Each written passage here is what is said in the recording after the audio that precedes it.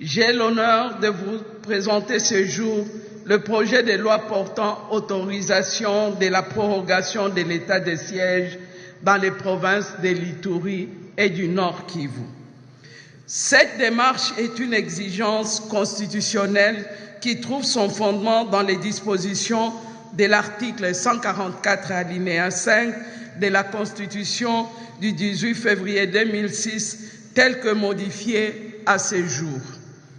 En effet, au terme des dispositions susvisées, l'ordonnance proclamant l'état de siège ou l'état d'urgence cesse de plein droit de produire ses effets après l'expiration du délai prévu à l'alinéa 3 du présent article, à moins que l'Assemblée nationale et le Sénat, saisis par le président de la République sur décision du Conseil des ministres, n'en aient autorisé la prorogation pour des périodes successives de 15 jours.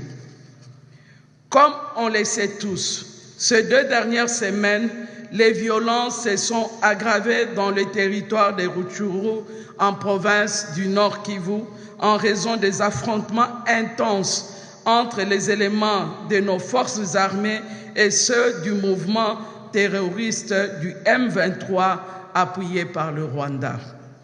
Sous l'impulsion du commandant suprême des forces armées, votre gouvernement est en train de déployer tous les efforts nécessaires afin de mettre un terme à cette agression lâche et ignoble.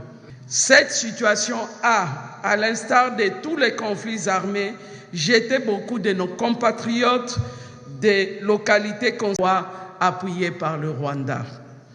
Sous l'impulsion du commandant suprême des forces armées, votre gouvernement est en train de déployer tous les efforts nécessaires afin de mettre un terme à cette agression lâche et ignoble.